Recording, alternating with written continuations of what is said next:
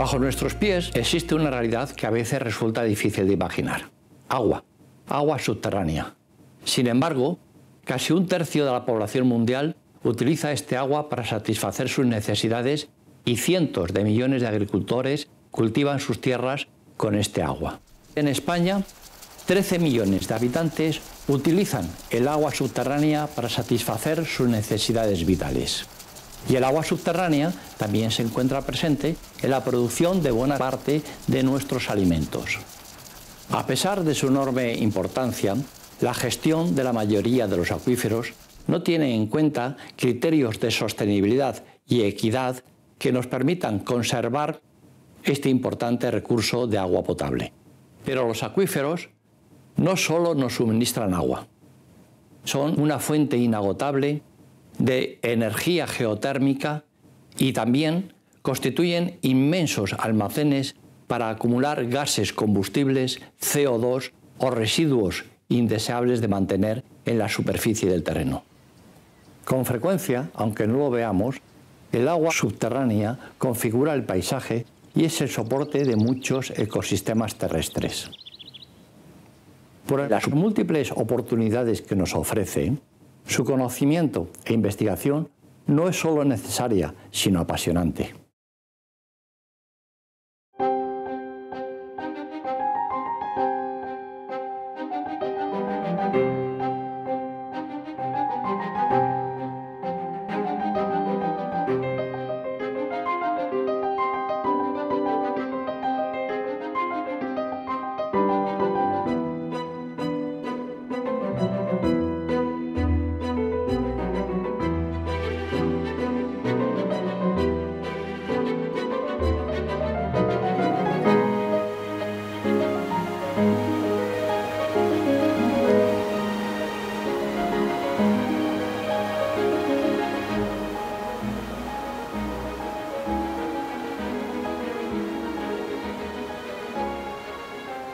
Desde la más remota antigüedad, el hombre ha sentido un asombro reverencial ante el nacimiento del agua.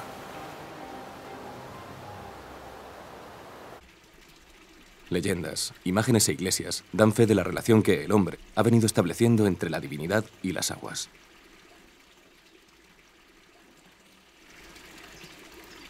Pero el milagro del agua que surge de la tierra tiene unas causas naturales que hoy las ciencias geológicas pueden explicar.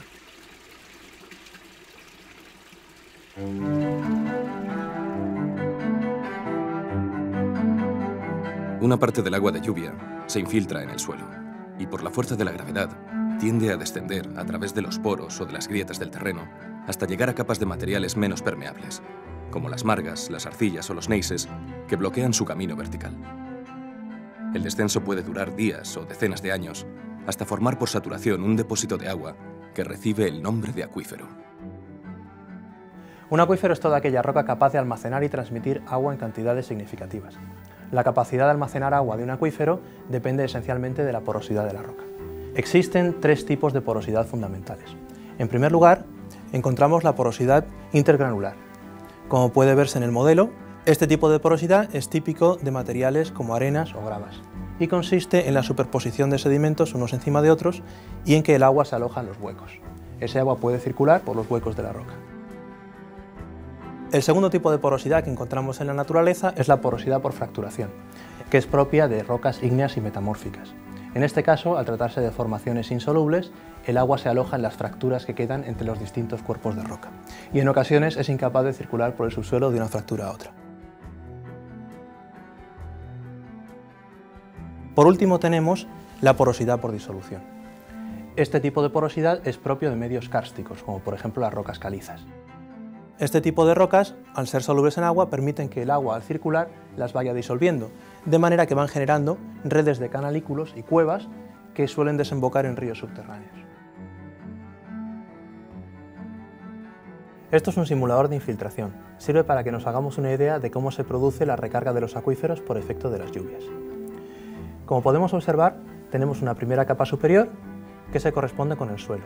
El suelo es esa capa más superficial del terreno que da soporte a la vida vegetal. Acto seguido tenemos la zona no saturada que nos lleva hasta el nivel freático, a partir del cual nos encontramos con la zona saturada del acuífero. Todo suelo tiene una determinada capacidad de infiltración. Cuando se produce una lluvia, el agua, en primer lugar, se aloja en los poros del suelo. Acto seguido, una vez estos se han saturado, el agua percola hacia la zona saturada del acuífero y aquella agua que el suelo no es capaz de infiltrar forma regueros en la superficie o charcos y se marcha en forma de escorrentía superficial. La maqueta nos puede servir para estudiar cómo se comporta el acuífero con la primera lluvia del otoño.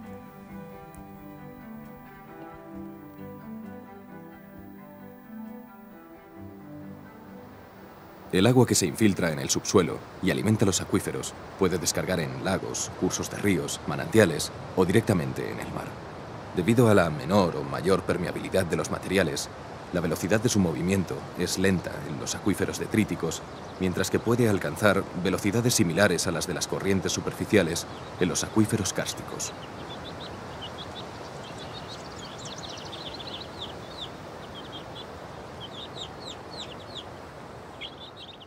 Como un recurso de supervivencia, en el remoto pasado aprendió el hombre a excavar pozos para extraer las aguas subterráneas.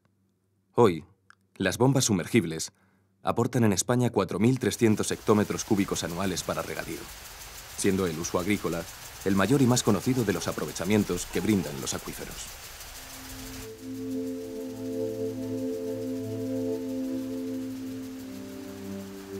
Nosotros regamos con aguas subterráneas.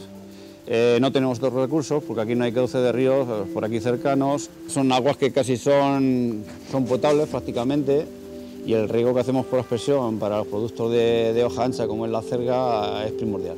Nosotros los agricultores necesitamos el agua subterránea para regar nuestras plantas, que es lo que le da la calidad que tienen, que es especial. La producción de alimentos cada año tiene que ir aumentando. A nivel mundial se está demandando que la productividad aumente más de un 40% antes del año 2030 y las aguas subterráneas que hoy tienen, representan el 30% aproximadamente de los usos de agua para regadío fundamentalmente y para abastecimiento a poblaciones, va a tener cada vez más relevancia. También se abastecen de agua subterránea las ciudades, llegando a ser el uso urbano, con casi 1.400 hectómetros cúbicos anuales, el segundo en importancia. De hecho, alrededor de un tercio de la población española consume agua subterránea.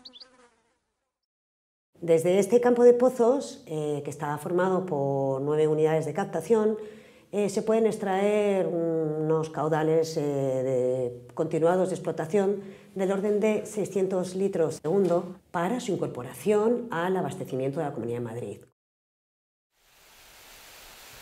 El manantial de Arteta es el principal manantial que tenemos en Navarra. El 60% de la provisión de aguas de Pamplona proviene de este manantial de aguas subterráneas desde 1859.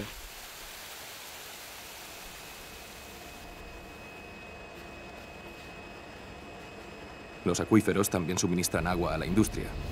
El tercer uso en importancia, con cerca de 900 hectómetros cúbicos anuales.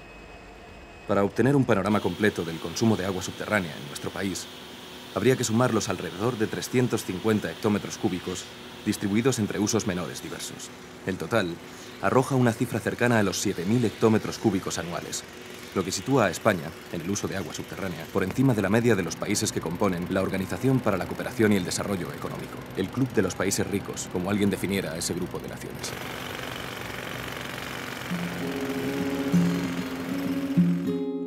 Con grandes diferencias entre ellas, en todas las comunidades autónomas del Estado español se usa agua subterránea, siendo la Comunidad Valenciana la más destacada en términos absolutos.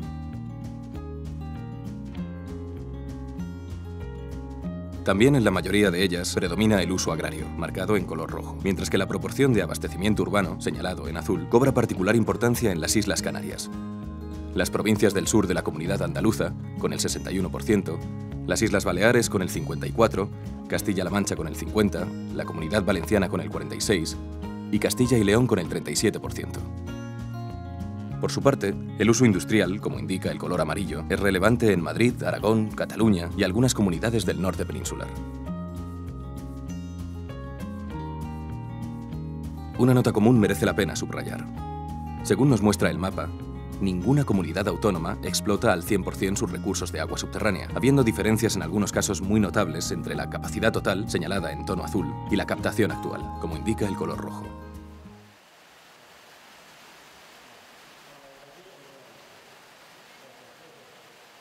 El suministro de agua no agota las múltiples potencialidades de los acuíferos.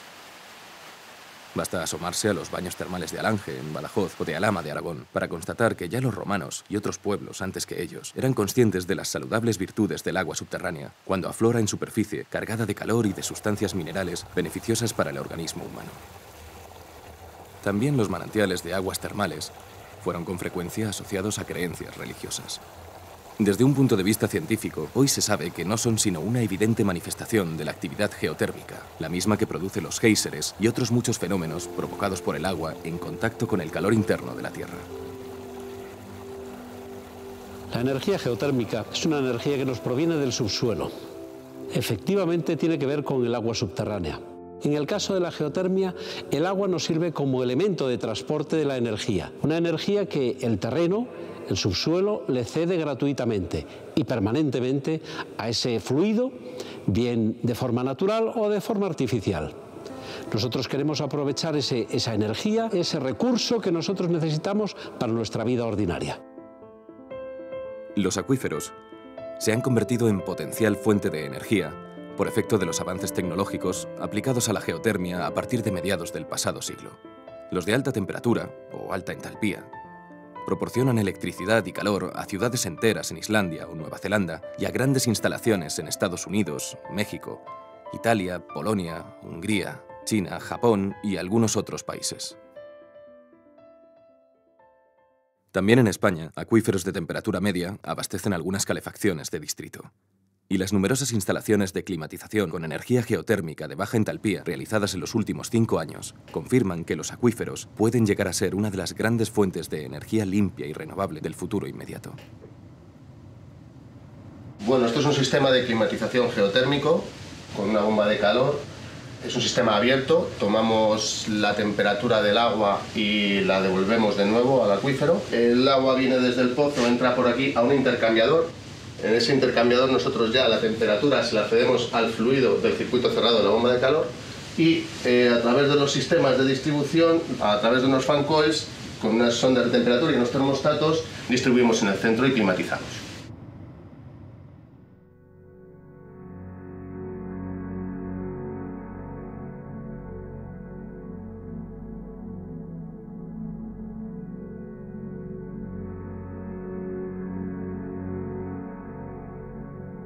Para poder almacenar un fluido en el subsuelo se tienen que dar 4 condiciones que son necesarias y suficientes. Es decir, podemos almacenar un residuo si y solo si se cumple, primero, que exista una formación capaz de recibir el residuo, o sea, que tenga espacio subterráneo. Segundo, que esta formación esté cubierta por otra formación impermeable que mantenga el fluido encerrado en el subsuelo el tiempo que estimemos necesario. Tercero, que las condiciones de ambas formaciones no cambian con la inyección, es decir, no se rompe la cobertera y no se estropea la formación almacén. Y por último, esta operación no debe hipotecar recursos más importantes, como son las aguas subterráneas.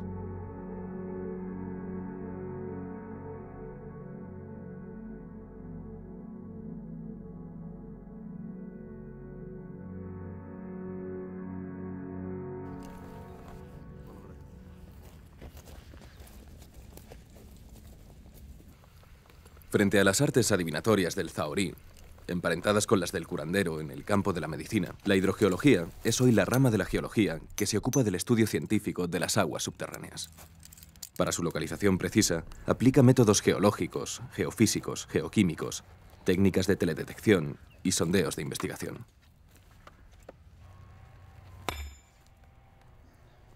Una de las técnicas geofísicas de todas las que hay, quizás la más frecuente para utilización en investigaciones de hidrogeología, de búsqueda de acuíferos, es la tomografía eléctrica, la realización de la investigación del subsuelo empleando corriente eléctrica introducida en el terreno a través de unos electrodos, recibiendo la señal por otros electrodos y procesando esa información.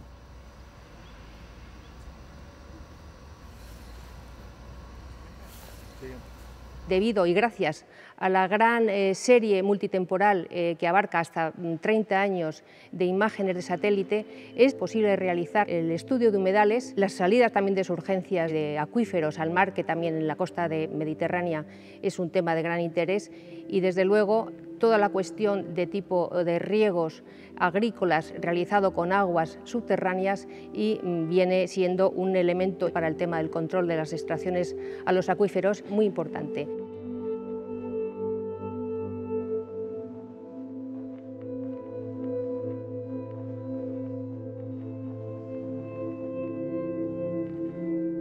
Para la interpretación científica de la ingente cantidad de datos proporcionada por los métodos y las técnicas descritas, se requiere la imprescindible ayuda de la informática y de la modelización matemática. Sus resultados ofrecen una descripción exacta de los acuíferos y de los procesos que se dan en ellos. Un modelo matemático se construye a partir de los datos fundamentales que caracterizan a los acuíferos. Estos datos se contrastan con los medidos en el acuífero.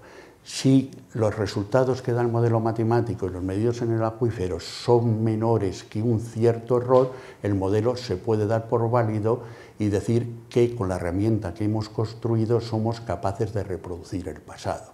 Entonces, si nosotros con esa herramienta somos capaces de reproducir el pasado, podemos suponer que somos capaces de predecir el futuro.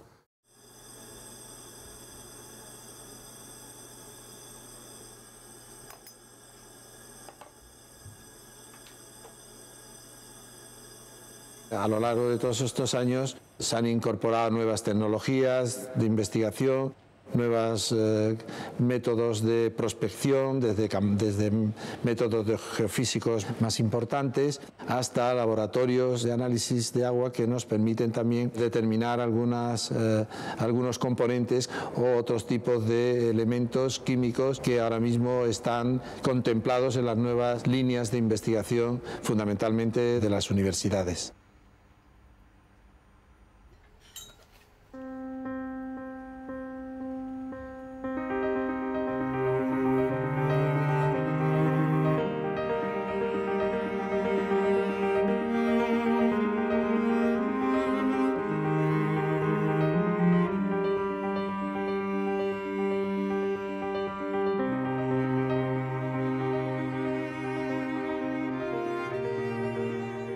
La interpretación predictiva de los datos hidrogeológicos y el avance industrial han despejado el camino a la explotación de las aguas subterráneas.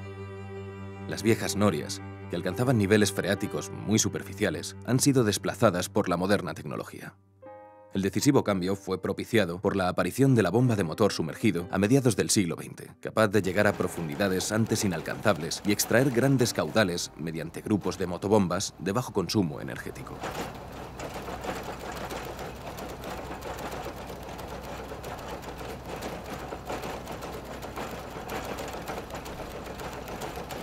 Los trabajos de explotación son realizados hoy por empresas de sondeo altamente especializadas, cuyo desarrollo ha sido posible gracias a la constante evolución tecnológica.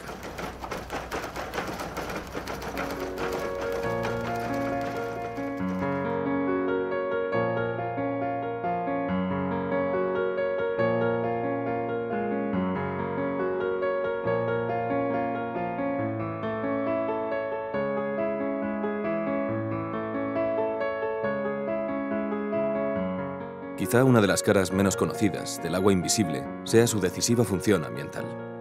Muchos de los paisajes que contemplamos son el resultado de un conjunto de fenómenos físicos y procesos ecológicos motivados en su mayor parte por la presencia de agua subterránea. Se trata de los humedales. Los humedales son ecosistemas fundamentales, sobre todo en zonas caracterizadas por la aridez, como ocurre en buena parte de la península ibérica. En ellos se da cita a la vida. Una gran diversidad de especies animales y vegetales encuentra aquí el hábitat adecuado para su conservación. También constituyen una importante fuente de recursos para el hombre, siempre que la sobreexplotación, el desarrollo, la invasión del espacio físico que ocupan o los cambios hidrológicos artificiales no los degraden o acaben con el complejo equilibrio en que está basada su existencia. Los humedales son enclaves de biodiversidad. Eso estamos acostumbrados a escucharlo habitualmente. Y ciertamente es así, pero también son enclaves de geodiversidad y de hidrodiversidad. Y precisamente ahí radica, en la mayoría de las ocasiones, la importante biodiversidad que atesoran estas zonas.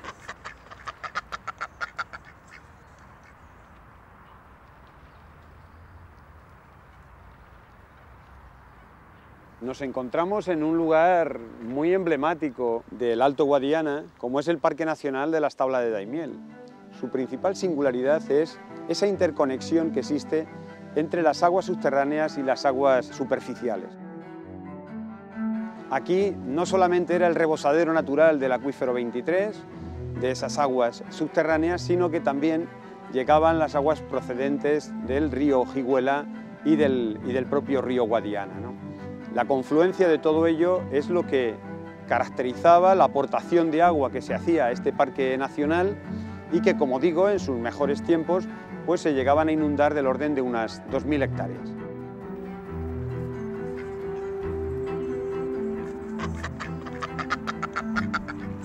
Los humedales en los que interviene el agua subterránea se caracterizan por la escasa profundidad del nivel freático y aparecen cuando el nivel freático está por encima del nivel del terreno.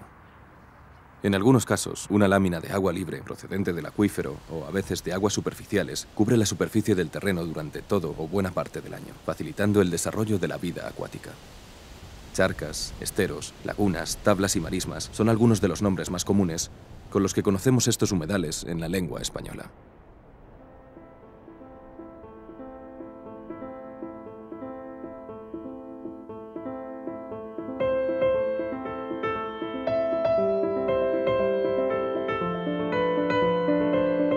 Hay humedales en los que no aflora el agua, pero la humedad del terreno, alimentada por el acuífero, facilita la presencia de formaciones vegetales cuyas raíces profundizan en el subsuelo buscando la zona saturada.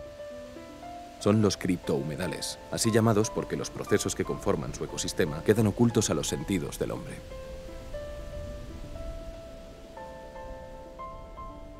Un humedal es una porción del terreno en donde el balance de agua es negativo, es decir, que es un sitio en donde se evapora más agua de la que llueve. Entonces, si realmente se evapora esa cantidad de agua mayor de la que le entra por la lluvia, tenemos el dato de que de algún sitio le tiene que venir el agua para ser evaporada. Los criptohumedales son esas porciones del terreno que son humedales, pero en donde no abundan los animales acuáticos o normalmente no se reconocen plantas propias de ambientes acuáticos, sino más bien tanto animales como plantas que están asociadas al hecho de que se evapore mucha agua.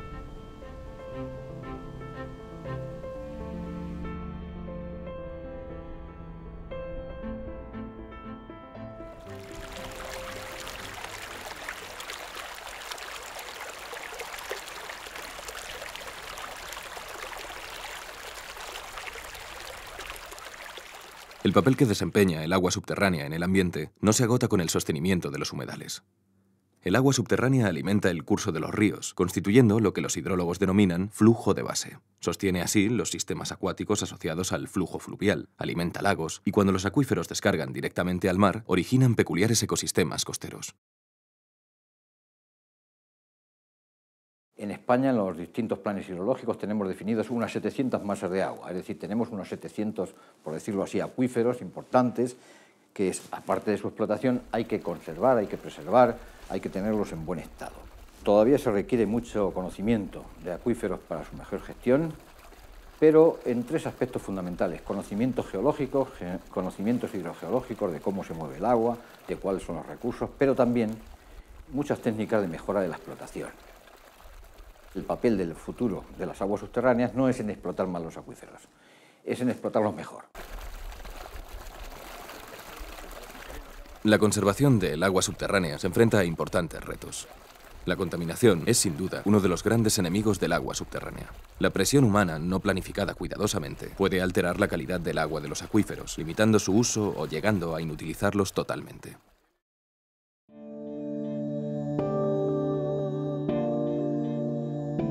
La discriminación de residuos sólidos y una adecuada elección y preparación del terreno ayudan a evitar que la disolución de los residuos, la lixiviación, produzca infiltraciones contaminantes que lleguen a los acuíferos.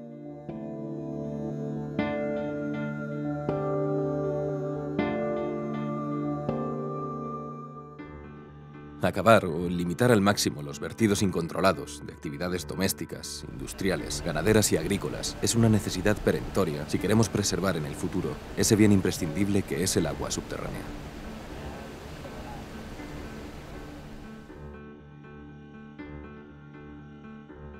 El otro gran enemigo del agua invisible es el uso intensivo no planificado, sin control.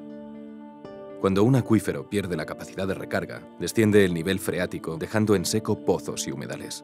Los ríos que eran alimentados por su descarga se hacen donantes del acuífero y pueden llegar a secarse durante buena parte del año. Todo el ecosistema generado por la presencia de agua subterránea se derrumba.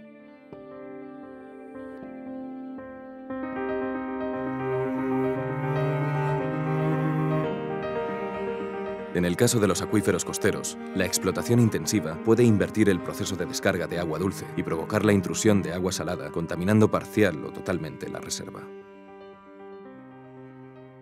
Estas arenas contienen agua que es como la llave de oro que abre la cerradura de la vida, del bienestar y del desarrollo. Todas las actividades están relacionadas con el agua de una manera directa o indirecta. España, dentro de los países de la cuenca mediterránea, ha disparado todos los indicadores en cuanto a la sobreexplotación de los recursos hídricos. La Agencia Europea del Medio Ambiente estima que para el año 2030 España tendrá un déficit en sus recursos de un 25%. Ante este escenario, se hace imprescindible gestionar mejor y de forma conjunta el ciclo continental del agua, en su fase superficial y subterránea, y sobre todo poner en valor las aguas subterráneas que aportan accesibilidad, calidad y economía.